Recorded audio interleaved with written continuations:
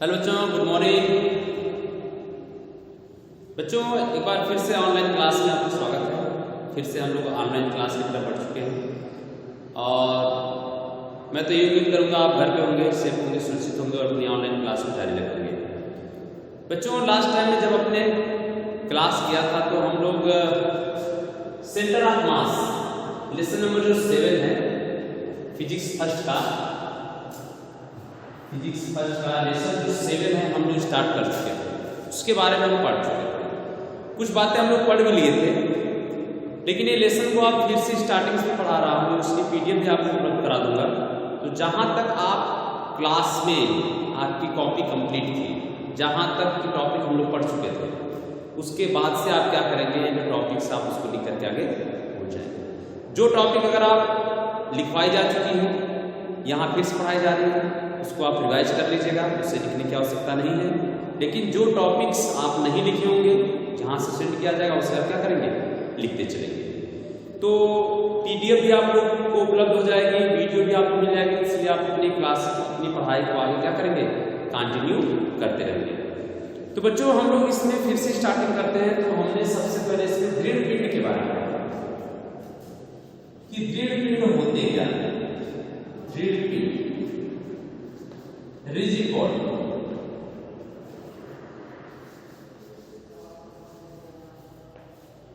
What is rigid body? यानी एक ऐसा सब्सटेंस होना चाहिए, एक ऐसा पिंड होना चाहिए या निकाय होना चाहिए, अगर हम उस पर क्या करें, फोर्स लगा दें, अगर उस पर हम फोर्स अप्लाई करें, कोई भी बाह्य बल या बाह्य बल आगू लगा दिया जाए, और बाह्य बल आगू या बल लगाने के बाद से उसके जो अणु होने चाहिए उसमें किसी भी प्रकार का कोई विस्थापन, डिस्प्लेसमेंट नहीं होना चाहिए। यानी कि अगर किसी भी पिंड पर आपने बाह्य बल लगाया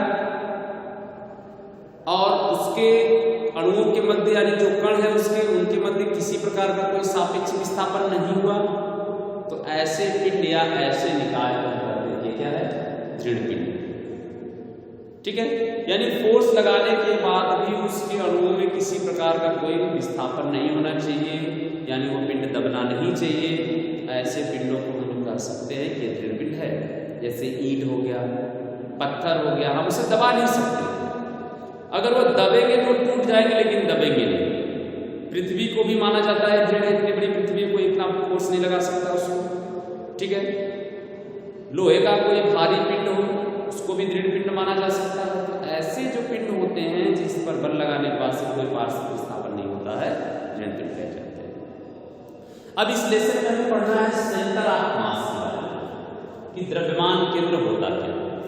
तो बच्चों, द्रव्यमान केंद्र का मतलब होता है कि अगर कोई पिंड है जो स्थानांतरी गति कर रहा है, तो स्थानांतरी गति को परिभाषित करने के लिए अगर हम उस पिंड के संपूर्ण मास को अगर किसी बिंदु पर केंद्रित मान लें, किसी बिंदु पर क्या करें, केंद्रित मान लें, तो वही जो पिंड होता है उसे ही हम लोग कहते हैं कि ये क्या है, ये उस दृढ़ पिंड या उस पिंड का द्रव्यमान केंद्र है।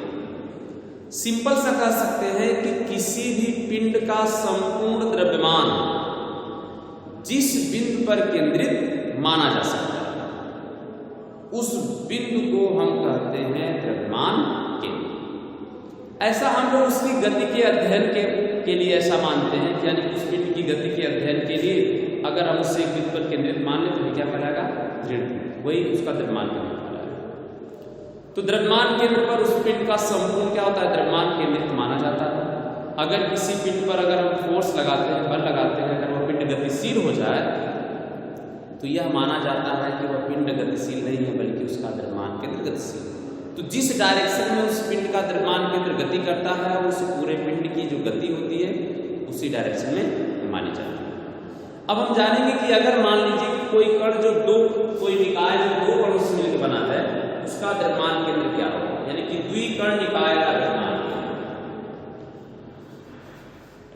द्विकण निकाय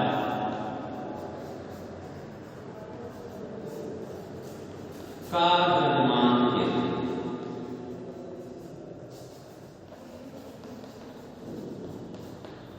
द्विकण निकाय का द्रव्यमान सेंटर ऑफ मास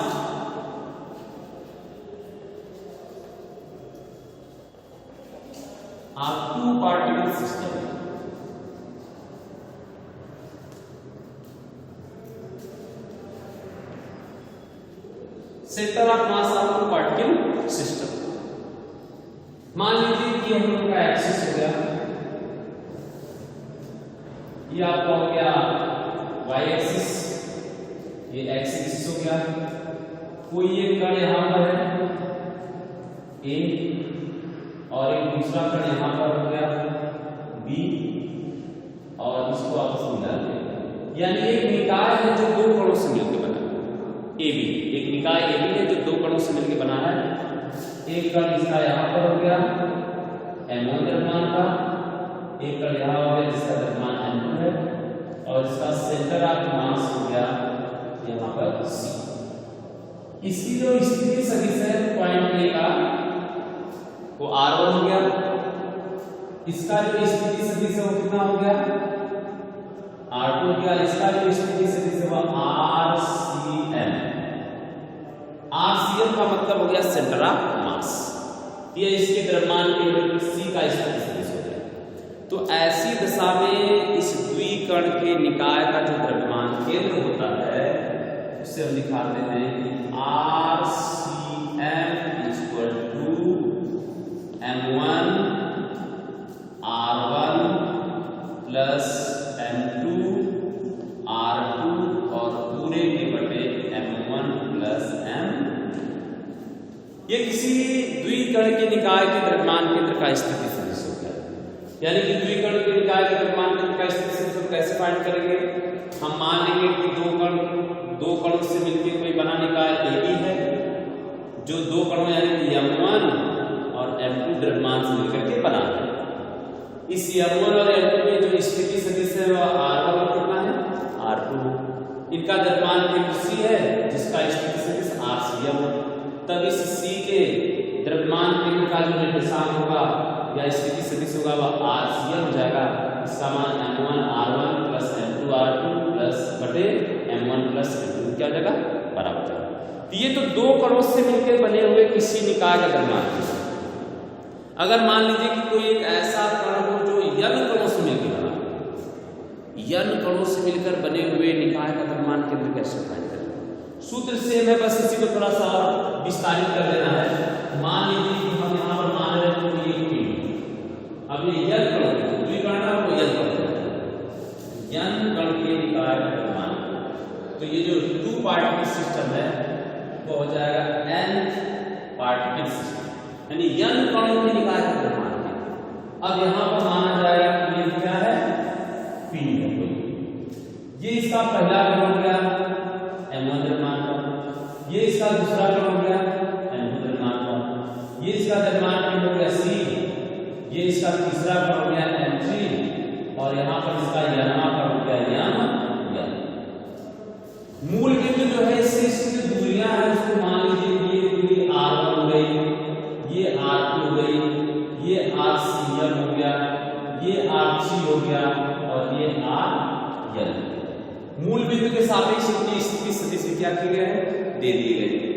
जब मूल बिंदु के सापेक्ष इनकी स्थिति सदिश दिए गए हैं तो हमें इस निकाय के द्रव्यमान केंद्र का जो स्थिति सदिश होगा वो किसके बराबर हो जाएगा? यानी एक पिंड है और इस पिंड का जो कुल द्रव्यमान है वह n। एक निकाय है या कोई एक पिंड है जिसका कुल द्रव्यमान कितना है n। ये स्मॉल n छोटे छोटे कणों से मिलकर बना है, यानी कि बहुत सारे छोटे छोटे कणों से मिलकर बना है n छोटे छोटे कण। और जब n छोटे छोटे कण है तो जो पहले कण का जो द्रव्यमान है इसके जो पहले कण का द्रव्यमान कितना है M1, दूसरे कण का द्रव्यमान कितना है M2 है, तीसरे कण का द्रव्यमान कितना है M3 है, गामा डाटा ढाल का कितना होगा m। ऐसे n कणों से मिलकर बना हुआ है, पहले दूसरे तीसरे और डाटा nवें कण का द्रव्यमान होता है।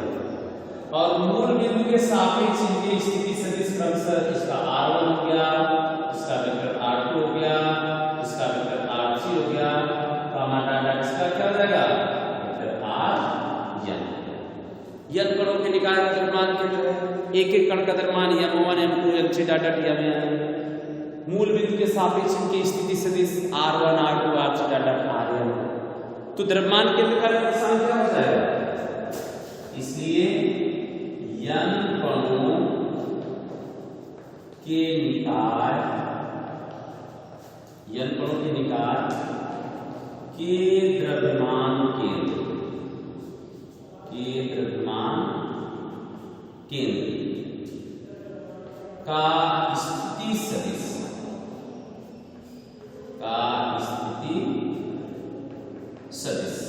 ये हो जाएगा RCM इक्वल टू ऊपर होगा M1 R1 plus M2 R2 plus M3 R3 plus dot dot कर देंगे, ये हो जाएगा MN और RN सबके बटे हो जाएगा M1 plus M2 plus M3 plus dot dot last में कितना हो जाएगा MN हो जाएगा, लास्ट में MN। अब हम क्या करेंगे, इसे सिग्मा के रूप में बनाएंगे क्योंकि थोड़ा लंबा सा है, इसे छोटा बनाना होगा। तो छोटा कैसे बनेगा, या RCM इक्वल टू इसे कर सकते हैं कि सिग्मा I इक्वल टू 1 से लेके n तक और MI और RI, नीचे जाएगा सिग्मा I इक्वल टू 1 से लेके n तक और कितना, ये हो गया MI। अब यहां से जो ऊपर वाला जो किंतु जो नीचे दिया ना, किंतु ये जो सिग्मा का मतलब होता है जोड़, I इक्वल टू 1 है, पहले कण से लेकर के n में कण जोड़ेगा तो क्या हो जाएगा, कैपिटल M, यानी पिंड का कुल द्रव्यमान। ये क्या हो गया, पिंड का कुल द्रव्यमान हो गया। तो अगर इसमें हम लोग रख देंगे क्या हमें मिलेगा, तो हमें मिलेगा कि RCM इक्वल टू 1/m और सिग्मा हो गया I equal to 1 to n हो गया और यहाँ पर MI और क्या हो जाएगा RI। यह n कणों के निकाय के द्रव्यमान केंद्र का सूत्र हो गया, n कणों के निकाय का द्रव्यमान केंद्र का सूत्र हो गया कि RCM equal to 1/m sigma, इसकी लिमिट है कहां से कहां तक कि पहले कण से यानी I का मान पहले से लेकर n तक का जोड़ निकालेगा MI या RI। अगर I के जगह पर 1 रख देंगे ये M1 R1 हो जाएगा, I के स्थान पर 2 रख देंगे ये M2 R2 हो जाएगा, I के स्थान पर 3 रख देंगे M3 R3 हो जाएगा। ऐसे हम रखते चले जाएंगे, n में कण तक का योग हमें मिल जाएगा। अब यहाँ पर कुछ विशेष स्थितियां शामिल हैं, कुछ विशेष स्थितियां हैं, अब उसको देख लीजिए कौन सी विशेष स्थितियां हैं।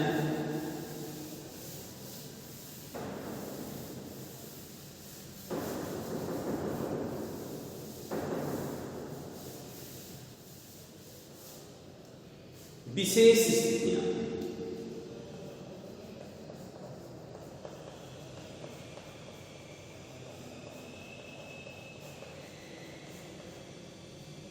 पहली विशेष स्थिति है क्या कि अगर ये जो निकाय का द्रव्यमान केंद्र C कहां जाए, मूल बिंदु पर आ जाए, तो कह सकते हैं कि यदि निकाय का द्रव्यमान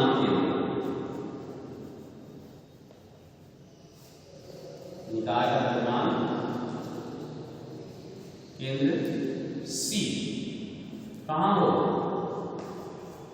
मूल बिंदु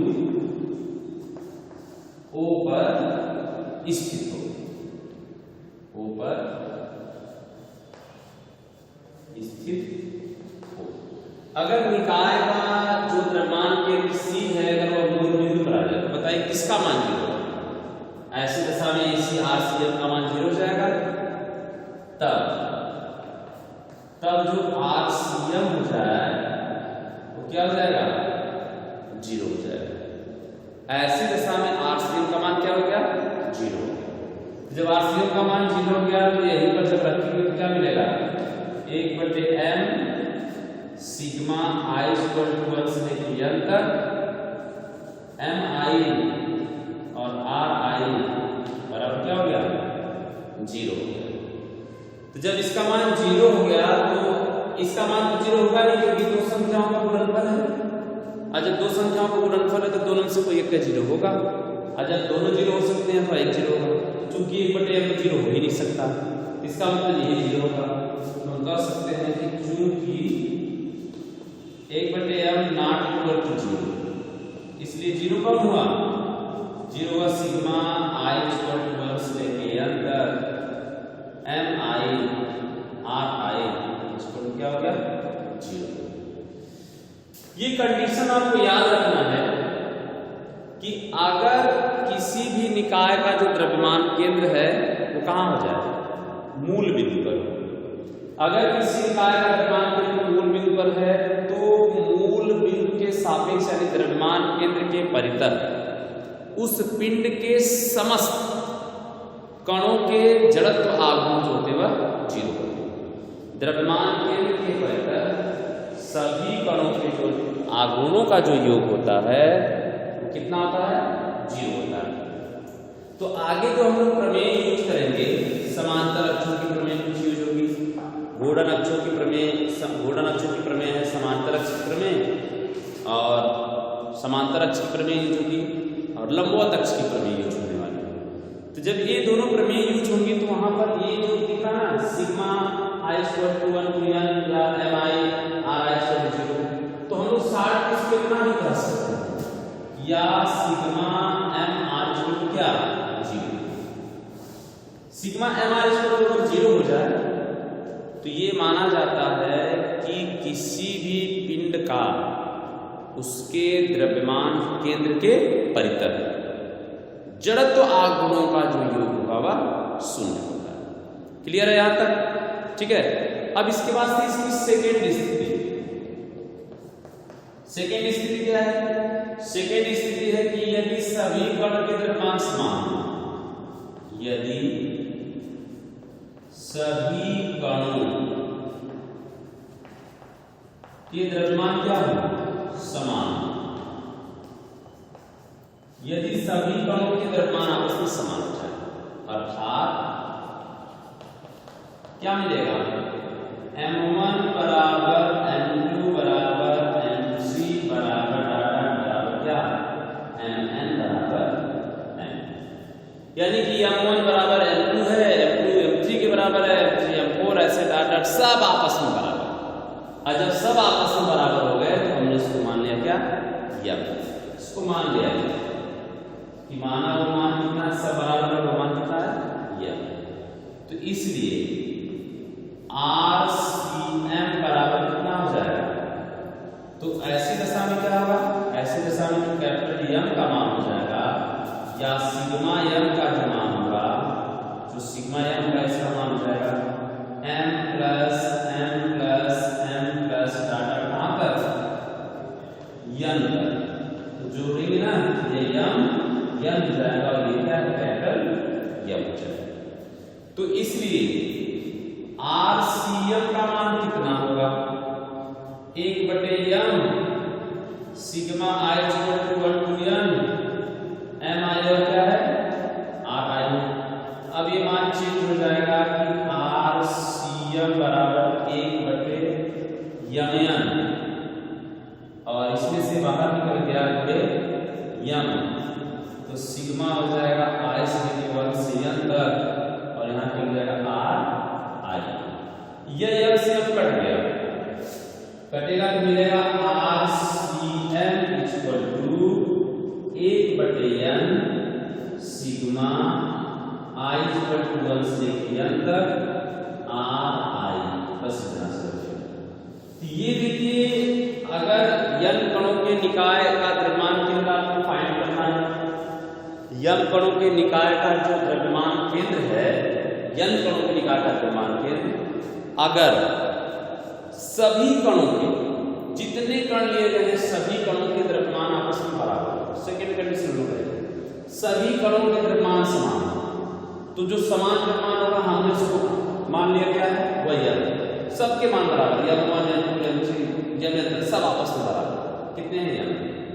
तो ऐसी दशा में जो हम लोगों का सूत्र मिला था, उस सूत्र यानी कि सूत्र हम लोग मिला था ना कि RCM बराबर कितना, 1/m सिग्मा 1/m के आपको पूरा लिख रहे हैं, नीचे दिया था आपको सिग्मा i = 1 से लेकर के m और i और ऊपर सिग्मा i = 1 to n और m i और r i।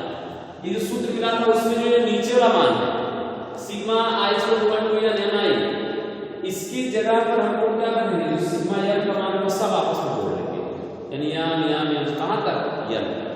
जब n तक जोड़ेंगे इसका मान mn हो जाएगा, mn हुआ तो वही क्या है, कैपिटल M की स्पीड का कुल द्रव्यमान।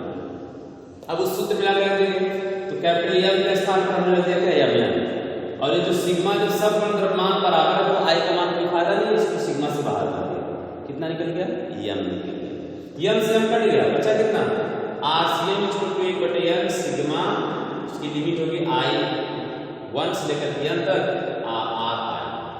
ये n कणों के निकाय का द्रव्यमान केंद्र क्या है। तो बच्चों आप यहाँ तक अपना नोट्स बिल्कुल कंप्लीट कर लेंगे, अगर आप नहीं लिखे तो कंप्लीट कर लेंगे, अगर मान लिया आपने नोट्स क्लियर कर लिया है तो आप इस वीडियो को देख करके टॉपिक्स आप समझ लेंगे अच्छी तरह से।